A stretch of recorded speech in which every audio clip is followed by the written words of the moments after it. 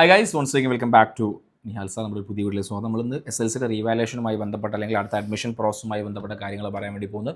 തുടക്കം ചിലപ്പം SLC admission plus one admission related അതിൻ്റെ ആദ്യത്തെ വീഡിയോ ആണ്. നിങ്ങളുടെ ആഫ്റ്റർ SLCയുടെ ആദ്യത്തെ വീഡിയോ ആണ്.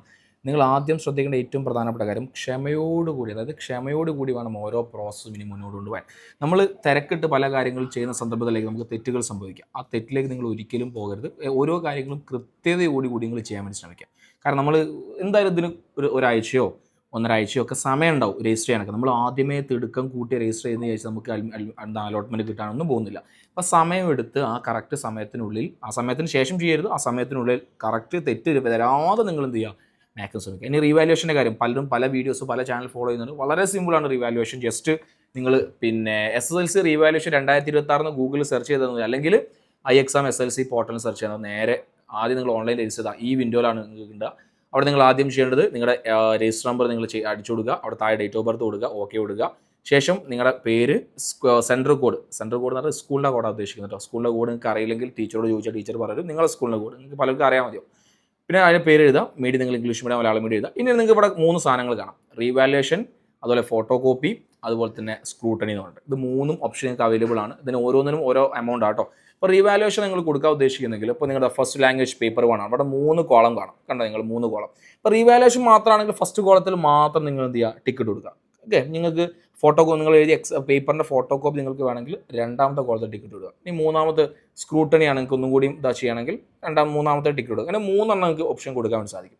ഇതിന് 3 ഓരോ റേറ്റ്. നിങ്ങൾക്ക് താഴെ നോക്കിയാൽ അതിൻ്റെ എമൗണ്ട് കാണാം. ഇവിടെ നിങ്ങൾ എവിടെയൊക്കെ ഓരോന്ന് ക്ലിക്ക് ചെയ്യുന്നു അതനുസരിച്ച് നിങ്ങളുടെ എമൗണ്ട്. അപ്പോൾ ടോട്ടൽ ഒരു സബ്ജക്റ്റിൻ്റെ 3 ചെയ്യണമെങ്കിൽ 650 രൂപയാണ് ഇതിന് വരാൻ പോകുന്ന പേയ്മെൻറ്റ് ഫീസ് വരാൻ വേണ്ടി പോകുന്നത്. ഇനി നിങ്ങൾ നേരെ മറിച്ച് റീവാലുവേഷൻ മാത്രമാണ് കൊടുക്കുന്നതെങ്കിൽ ഒരു സബ്ജക്റ്റിന് ടിക്കറ്റ്, ഞാൻ ഫസ്റ്റ് റീവാലുവേഷൻ മാത്രം ടിക്കറ്റ് താഴെ ഏറ്റവും താഴെ കാണാൻ വേണ്ടി സാധിക്കും. 400 രൂപയാണ് ഒരു സബ്ജക്റ്റിന് വരിക. അപ്പോൾ നിങ്ങൾ അതനുസരിച്ച് ടിക്ക് ചെയ്യുക. നിങ്ങൾ ടിക്ക് അങ്ങോട്ടും ഇങ്ങോട്ടും മാറിപ്പോയാൽ പേയ്മെൻറ്റ് നടത്തിയിട്ട് കാര്യമില്ല. ആ രീതിയിലായിരിക്കും ഫീസ് പോവുക. അതായിരിക്കും ചെയ്യുക. റീവാലുവേഷൻ ആയിരിക്കില്ല പോകുക. അപ്പോൾ റീവാലുവേഷൻ കൊടുക്കാൻ ഉദ്ദേശിക്കുന്നത് എന്ത് ചെയ്യുക, ആ ഫസ്റ്റ് കോളത്തിലാണ് ഓരോ സബ്ജക്റ്റിനും ഫസ്റ്റ്. ഇപ്പോൾ കെമിസ്ട്രി ആണെങ്കിൽ ഫസ്റ്റ് കോളം, എല്ലാത്തിനും ആദ്യത്തെ കോളത്തിൽ നിങ്ങൾ ടിക്ക് ചെയ്യുമ്പോൾ അത് റീവാലുവേഷനായി മാറും. ഓക്കെ, ഇനി ഏറ്റവും താഴെ സബ്മിറ്റ് ആപ്ലിക്കേഷൻ കൊടുക്കുക.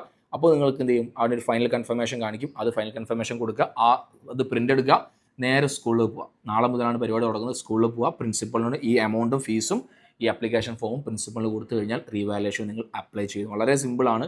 വെറുതെ ധൃതി കാണിച്ച് തെറ്റി പോയത്. ഓക്കെ, അപ്പോൾ ഇത്തരത്തിലുള്ള അപ്ഡേറ്റുകൾ ഇനി എല്ലാം നിങ്ങളുടെ +1 അഡ്മിഷൻ, ചുരുക്കി പറ നിങ്ങളുടെ +1 ഏതെങ്കിലും ഒരു സ്കൂളിൽ അഡ്മിഷൻ എടുക്കുന്നവരെ അപ്ഡേറ്റുകൾ നിഹാൽ സാർ തന്നുകൊണ്ടിരിക്കുക. അപ്പോൾ 2 കാര്യങ്ങൾ ചെയ്യുക. ഒന്ന്, നമ്മുടെ പേജ് ഫോളോ ചെയ്യുക, അല്ലെങ്കിൽ നമ്മുടെ ചാനൽ സബ്സ്ക്രൈബ് ചെയ്യുക. അതുപോലെ താഴെ ഒരു കമ്മ്യൂണിറ്റി പിൻ ചെയ്ത് വെക്കുന്നുണ്ട്. ആ കമ്മ്യൂണിറ്റി നിങ്ങൾ എന്ത് ചെയ്യുക, ജോയിൻ ചെയ്യുക. ആ കമ്മ്യൂണിറ്റി എന്ന് പറഞ്ഞാൽ നമ്മുടെ +1 അഡ്മിഷൻ്റെ എല്ലാ അപ്ഡേറ്റും വരുന്ന എൻ്റെ കമ്മ്യൂണിറ്റിയാണ്.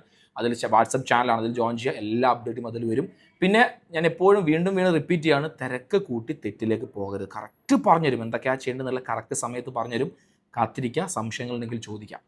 അപ്പോൾ ബാക്കി റിലേറ്റഡ് കാര്യങ്ങളൊക്കെ നമ്മൾ വീഡിയോസ് ആയിട്ട് വന്നുകൊണ്ടിരിക്കും. അപ്പോൾ ഇത് കറക്റ്റ് വൃത്തിക്ക്, ഇതാണ് നിങ്ങൾ ഇപ്പോൾ ചെയ്യേണ്ടത്. ബാക്കിയൊക്കെ ചെയ്യാനാവുന്നുള്ളൂ. അപ്പോൾ ഇത് വൃത്തിക്ക് എന്ത് ചെയ്യുക. അപ്പോൾ ഓൾ ദി ബെസ്റ്റ്.